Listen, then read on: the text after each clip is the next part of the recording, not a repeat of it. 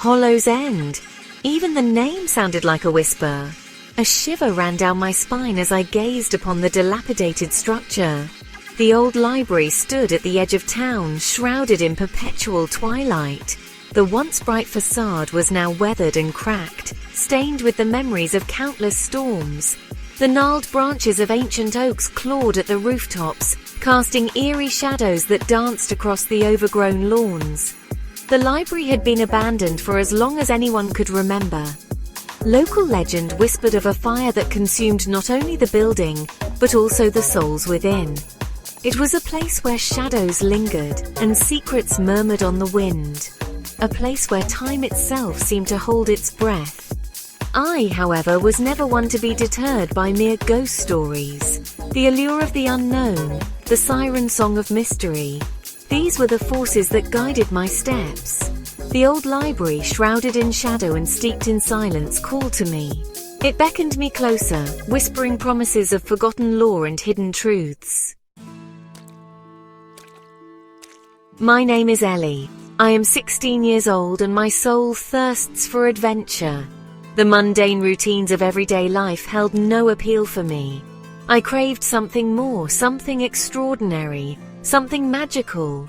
From a young age, I have always been drawn to stories. My grandmother Nana used to say I devoured books like they were air itself. She would recount tales of distant lands and mythical creatures, her voice weaving spells that transported me to realms beyond imagination. Nana warned me about the old library.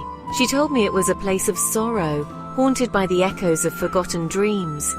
She begged me to stay away, but her warnings only fueled my curiosity.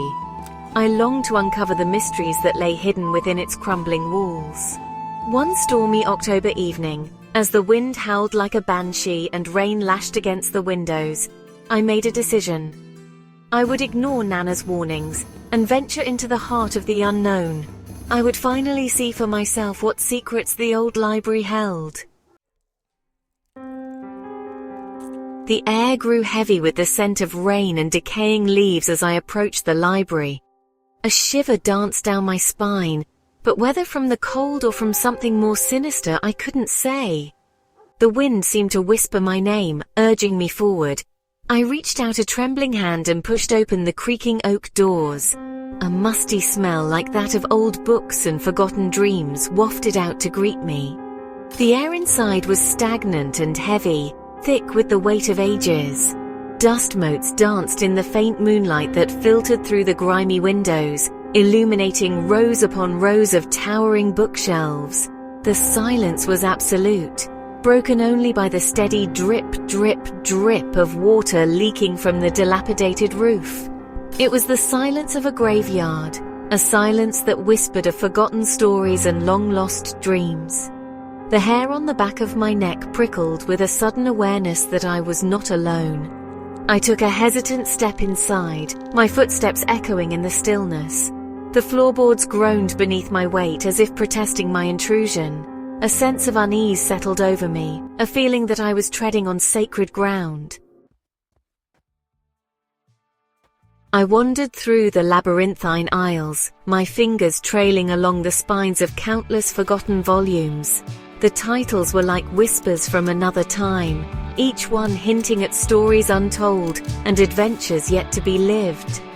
The air grew colder as I ventured deeper into the library's heart, and the shadows seemed to press in closer, eager to claim me as their own.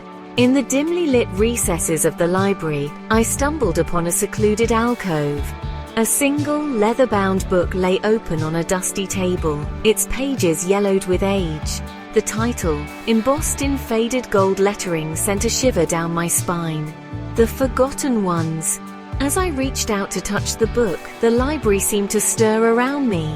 The shadows danced more frantically and the air crackled with a strange energy. A chorus of whispers, faint and ethereal, drifted from the surrounding shelves, beckoning me closer. I glanced up and gasped. Emerging from the darkness, their forms flickering like candle flames, were figures. Men and women, their faces etched with sorrow and longing, their eyes burning with an otherworldly light. They were the Forgotten Ones, trapped within the pages of the ancient book. Fear warred with curiosity within me. My heart pounded in my chest, but I couldn't tear my gaze away from the spectral figures. They reached out to me, their voices a symphony of whispers, begging me to help them, to free them from their literary prison. I cautiously approached the book, my fingers trembling as I traced the outline of the title. The whispers intensified, swirling around me like a vortex of despair. I realized then that these were not malicious spirits, but prisoners trapped within their own stories, yearning for release. With bated breath, I began to read aloud from the book. The words felt strange and heavy on my tongue, as if I was speaking a language long forgotten. As I read, the ghostly figures grew more substantial, their forms solidifying with each passing moment. The stories unfolded before my eyes, each one a tale of love, loss, betrayal and redemption. I was drawn into their world, captivated by their plights. And as I read, a terrible truth began to dawn on me. I was the only one who could set them free. The library seemed to contract around me as I delved deeper into the tales of the forgotten ones. The air grew thick with a palpable sense of dread, a chilling premonition that something sinister lurked in the shadows. The temperature plummeted, and the scent of decaying parchment filled my nostrils, a suffocating reminder of the library's age and the secrets it held. The whispers that had once seemed like pleas for help now echoed with a note of urgency, a desperate warning. Something was coming, something dark and powerful, something that fed on the forgotten stories and the souls trapped within them. It revealed itself slowly, a creeping shadow that oozed from the depths of the library. Its form was fluid, ever shifting, like ink swirling in water. But its eyes, those malevolent orbs of crimson light, held a terrifying intelligence, a hunger that chilled me to the bone. The author's shadow. It was the embodiment of forgotten words, the devourer of stories, and it had come for me.